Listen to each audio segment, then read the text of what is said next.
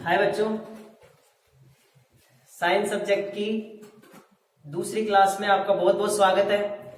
प्रिय विद्यार्थियों, हमने पहले वीडियो के अंदर कोशिका, उत्तक, अंग और तंत्र की परिभाषा बहुत ही अच्छी तरीके से समझ ली थी। एक बार मैं उसका दोहरान कर देता हूं।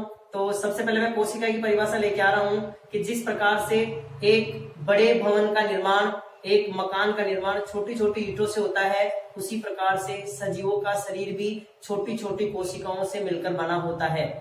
जिस प्रकार से मकान की सबसे छोटी इकाई हम ईंट को मान सकते हैं, उसी प्रकार से हमारे शरीर की सबसे छोटी इकाई हम कोशिका को मान सकते हैं। इसके बाद में हमने पढ़ा था उत्तक की परिभाषा।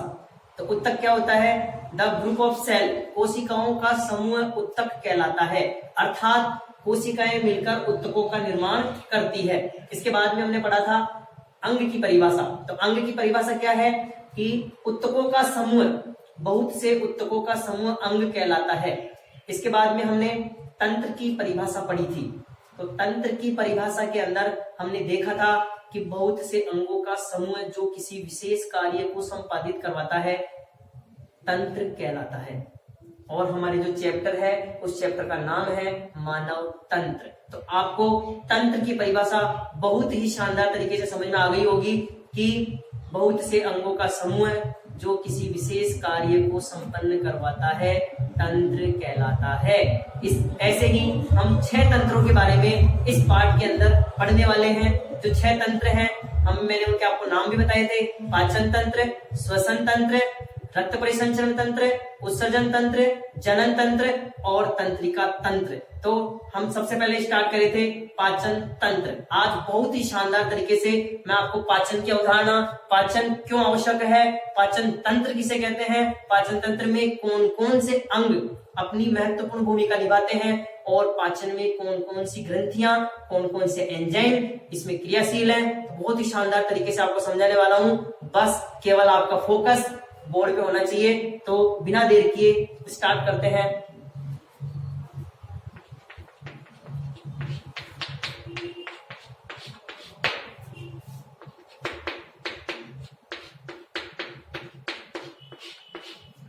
तो सबसे पहले हम पाचन तंत्र का डायग्राम देखते हैं। पाचन तंत्र का डायग्राम यदि हमें अच्छी तरह से समझ में आ गया तो आप समझिए बच्चों कि पाचन तंत्र आपका कंप्लीट हो गया। ठीक है, तो हम सबसे पहले पाचन तंत्र का डायग्राम समझने का प्रयास करते हैं। यहाँ पे देखिए, सबसे पहले आपको इस तरह से बनाना है और ये बन गया पाचन, ये बन गया, बस बनने वाला है। ये हमारा कान हो गया और यहां से मैंने आपको क्या बताया था, इसको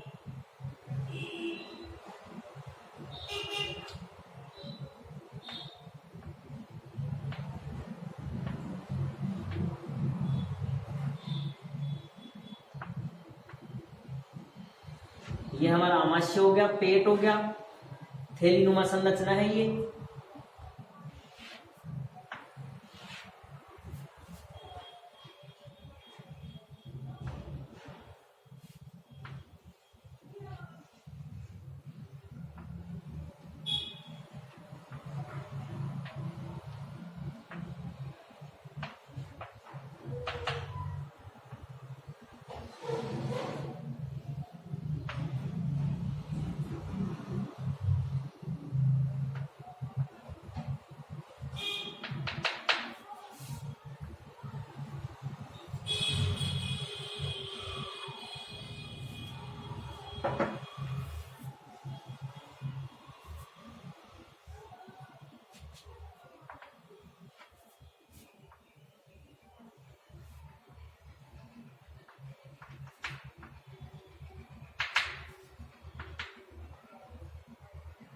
ये हमारी जो ग्रंथि हो गई अग्नाशय ग्रंथि, और जो ये वाली ग्रंथि है यकृत ग्रंथि।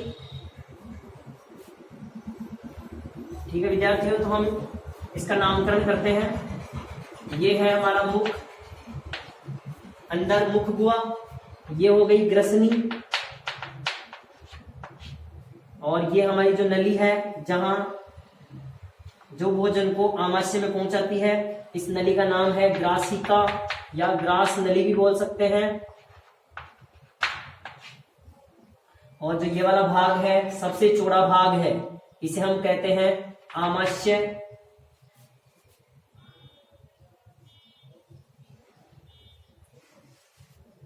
ये जो सबसे चौड़ा भाग है इसे हम कहते हैं आमाशय। और आमाशय के बाद में आमाशय से जो ये नली जुड़ी हुई है, ये नली लगभग 7 से 8 मीटर लंबी नली होती है। इस नली को हम कहते हैं छोटी आंत।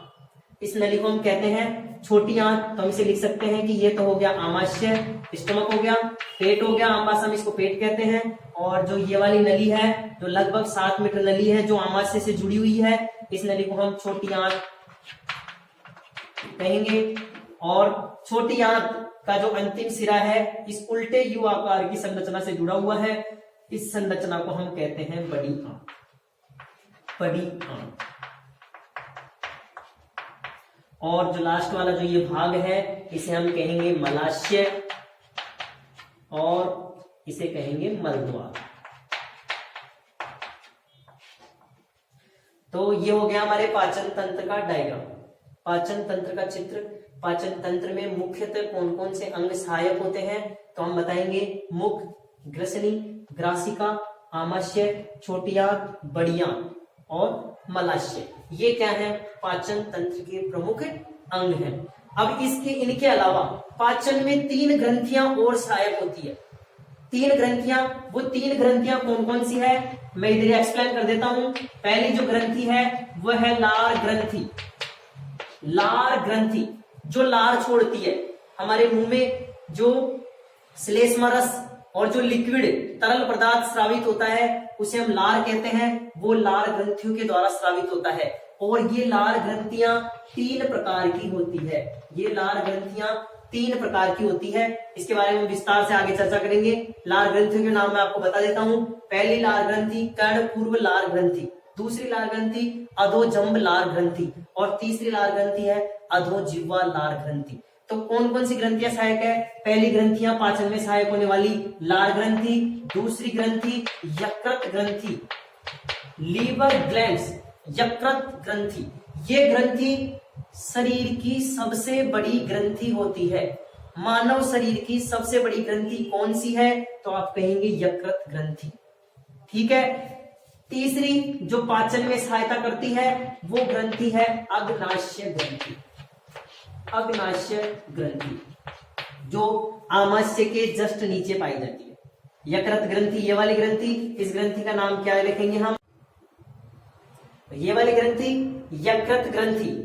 ये वाली जो ग्रंथि है जो आमाशय के नीचे है, इस ग्रंथि को हम नाम देंगे अग्नाशय ग्रंथि। अग्नाशय ग्रंथि। और यहां पर 3 ग्रंथियां पाई जाती है जो जिसको हम बोलते हैं लार ग्रंथियां। तो ये 3 ग्रंथियां होती है। इन तीनों ग्रंथियों को हम नाम देंगे यहां पर लार ग्रंथि। तो आपको समझ में आ गया होगा कि पाचन तंत्र में कौन कौन से अंग सम्मिलित हैं। तो पहला क्वेश्चन, पाचन तंत्र में कौन कौन से अंग सम्मिलित होते हैं? तो हम बताएंगे मुख, ग्रसनी, ग्रासिका, आमाशय, छोटी आंत, बड़ी आंत, मलाशय आदि। ये पाचन तंत्र के प्रमुख अंग हैं। इसके बाद में आपको क्वेश्चन पूछा जा सकता है कि पाचन ग्रंथियां कितने प्रकार की होती है? तो आपका जवाब होना चाहिए पाचन ग्रंथियां 3 प्रकार की होती है। वो कौन कौन सी होती है? तो ये है लार ग्रंथि, यकृत ग्रंथि, अग्नाशय ग्रंथि।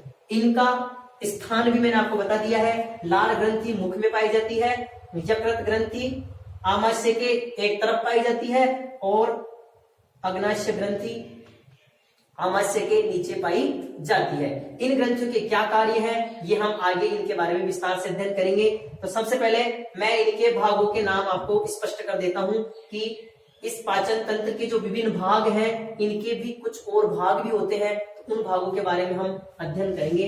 देखिए विद्यार्थियों, आपको पाचन तंत्र का डायग्राम पूछा जाए तो आपको पाचन तंत्र, हाँ तो विद्यार्थियों अब हम इन पाचन तंत्र के जो अंग हैं, इनके भी कुछ भाग हैं। इन भागों के बारे में हम आगे अध्ययन करने वाले हैं। तो इन भागों के नाम मैं आपको टॉपिक वाइज बताता जाऊंगा। तो सबसे पहले हम मुख के बारे में चर्चा करेंगे। मुख में क्या पाया जाता है? मुख में दांत पाए जाते हैं, मुख में जीभ पाई जाती है और मुख में लाल ग्रंथियां पाई जाती है।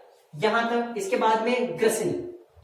तो मैं आपको ग्रसनी का डायग्राम, ग्रसनी भी यहां पर 3 प्रकार की होती है, तो इस ग्रसनी का डायग्राम आपको पूछा जा सकता है परीक्षा में कि ग्रसनी को प्रदर्शित करने वाला नामांकित चित्र बनाइए। तो हम ग्रसनी का डायग्राम इधर देखते हैं। तो ग्रसनी का डायग्राम आपको क्या बनाना है? तो देखिए विद्यार्थियों,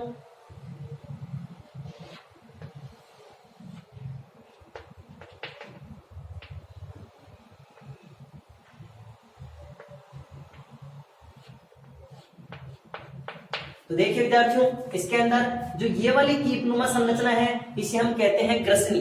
तो ये ग्रसनी, ऊपर वाली जो ग्रसनी है जो नाक से जुड़ी हुई है, इस ग्रसनी को हम बोलते हैं नासा ग्रसनी।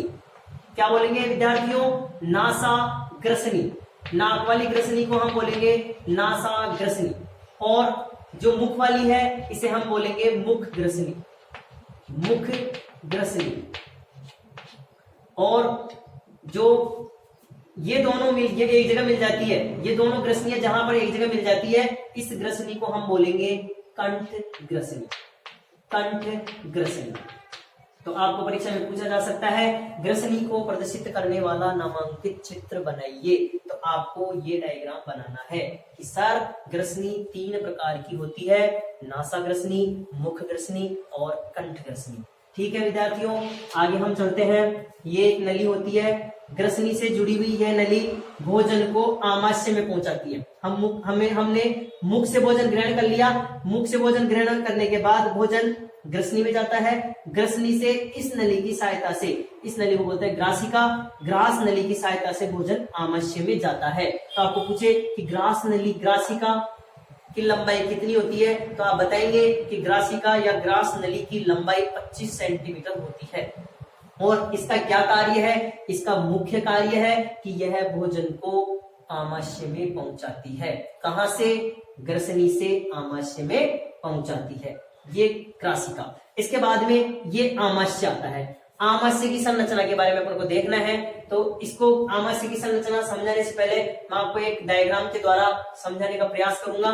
तो आप देखिए इधर कि जैसे ये कोई पाइप है और ये इधर किसी भाग से जुड़ा हुआ है और ये भी इधर किसी भाग से जुड़ा हुआ है। तो इस भाग को नाम देंगे हम ए, इस भाग को नाम देंगे बी।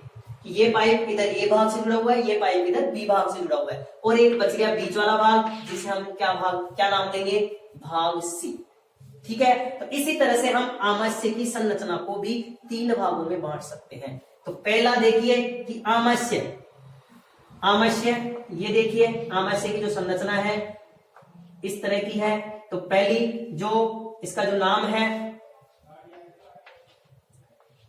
आमाशय, पहला भाग ऊपर वाला, दूसरा भाग नीचे वाला और तीसरा भाग बीच वाला। यानी इस भाग को नाम हम दे सकते हैं ए, इस भाग को हम नाम दे सकते हैं बी और इस भाग को हम नाम दे सकते हैं सी। तो इस तरह से आमाशय के कितने भाग हो गए?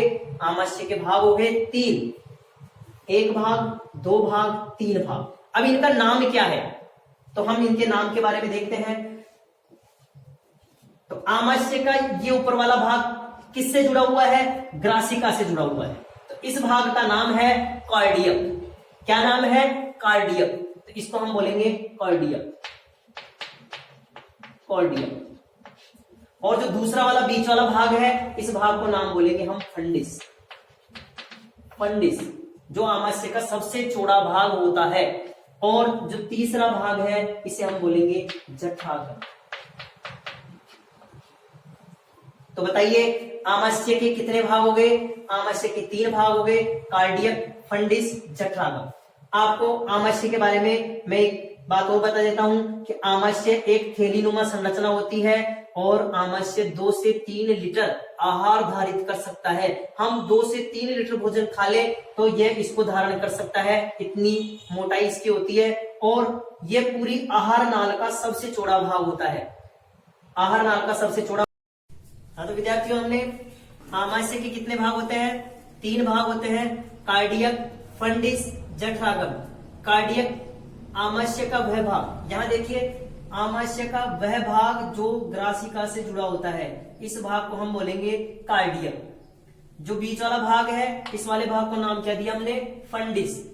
आमाशय का वह भाग या आमाशय का बीच वाला भाग, सबसे चौड़ा भाग फंडिस कहलाता है। फिर नीचे वाला जो भाग है आमाशय का वह भाग जो कौन सी नली से जुड़ा हुआ है? छोटी आंत से। ये छोटी आंत है, बीच वाली नली इस नली से जुड़ा हुआ है। इस वाले भाग को हम क्या नाम देंगे? जठरागम। अब विद्यार्थियों, हम प्रारंभ करते हैं छोटी आंत का। हम इसके भागों को समझने का प्रयास करते हैं। तो इसी तरह से जैसे मैंने अभी बताया था, उसी तरह से छोटी आंत के भी वही 3 भाग होते हैं।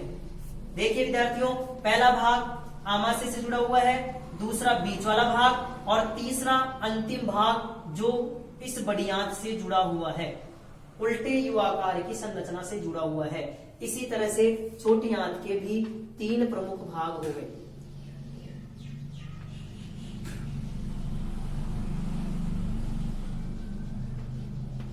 तो ये वाला जो पहला वाला भाग है जो आमाशय से जुड़ा हुआ है, इस वाले भाग को हम नाम देंगे ग्रहणी।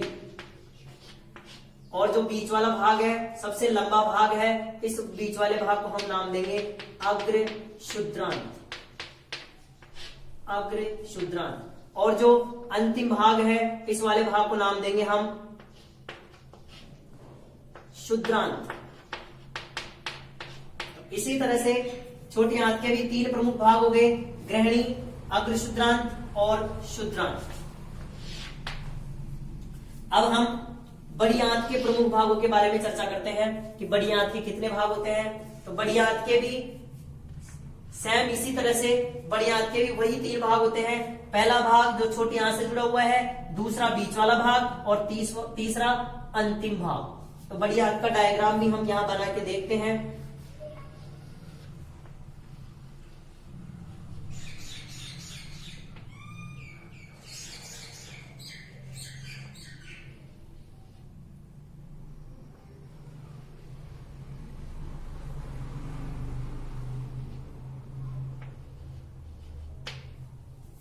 तो बड़ी आंत का जो ये वाला भाग जहां से ये छोटी आंत से जुड़ा हुआ है, इस वाले भाग का नाम है अंधनाल। अंधनाल। दूसरा जो ये उल्टे यू आकार वाला जो भाग है, इस वाले भाग का नाम है वृहदांत्र। वृहदांत्र। अब इस वृहदांत्र के भी 3 भाग है, एक भाग ये वाला, एक भाग ये वाला, एक भाग ये वाला। ठीक है, तो सबसे पहले हम इसके 3 भाग देख लिए। पहला अंधनाल, दूसरा वृहदांत और जो तीसरा वाला जो भाग है, वो जो भाग है उस भाग का नाम है मलाशय, रेक्टम, जहां पर अपशिष्ट उत्सर्जित होता है। पहला वाला भाग अंधनाल, दूसरा वाला भाग उल्टे यू आकार वाला भाग वृहदांत्र और तीसरा वाला भाग मलाशय। तो इसी तरह से बड़ी आंत के भी 3 प्रमुख भाग होते हैं। अब हम बड़ी आंत इस उल्टे यू आकार वाली संरचना के अर्थात वृहदांत्र के प्रमुख भागों के बारे में देखते हैं। तो देखिए विद्यार्थियों, हम इसमें ऊपर चढ़ते हैं, तो ऊपर चढ़ने को हम बोलते हैं आरोही। तो इस संरचना का नाम है आरोही वृहदांत्र। इसको हम बोलेंगे आरोही वृहदांत्र। आरोही। और ये जो बीच वाला भाग है, इस बीच वाले भाग को हम बोलेंगे अनुप्रस्थ वृहदांत्र। और यहां से हम वापस नीचे उतरते हैं, इसे बोलेंगे अवरोही वृहदांत्र। तो इसी तरह से हमारे पास 3 भाग हो गए। मैं इन तीनों भागों के नाम इधर लिख देता हूं। ये वाला जो वृहदांत्र है, इसे हम बोलेंगे आरोही वृहदांत्र। वृहदांत्र। इसे हम बोलेंगे अनुप्रस्थ वृहदांत्र। अनुप्रस्थ वृहदांत्र। और यहां पर नीचे उतरते हैं, तो नीचे उतरने को हम बोलते हैं अवरोही। तो इसे बोलेंगे अवरोही वृहदांत्र। और जो ये वाला भाग बचा हुआ है, ये जो उल्टे यू आकार की संरचना से जुड़ा हुआ है, इस उल्टे यू आकार की संरचना से जुड़े हुए इस भाग को हम बोलेंगे सिग्माकार। सिग्माकार। तो इस तरह से वृहदांत्र के 4 भाग हो गए। कौन कौन से? जो ये उल्टे यू आकार की संरचना है, इसे हम कहते हैं वृहदांत्र। इस वृहदांत्र के 4 भाग हो गए। पहला वाला भाग आरोही वृहदांत्र, दूसरा जो ये समानांतर है इसे बोलेंगे हम अनुप्रस्थ बृहदांत्र। तीसरा वाला भाग जो हम उतरते हैं इसे बोलेंगे अवरोही बृहदांत्र, और जो अंतिम भाग है इसे बोलेंगे हम सिग्मा का। तो इस तरह से बड़ी आंत के प्रमुख भाग अंधनाल, बृहदांत्र और मलाशय। तो हमने आज पाचन तंत्र के सभी भागों के बारे में विस्तृत अध्ययन कर लिया है। अब हम पाचन तंत्र की क्रियाविधि, पाचन तंत्र की परिभाषा नेक्स्ट वीडियो में लेकर आ रहे हैं। तब तक के लिए जय हिंद, जय भारत।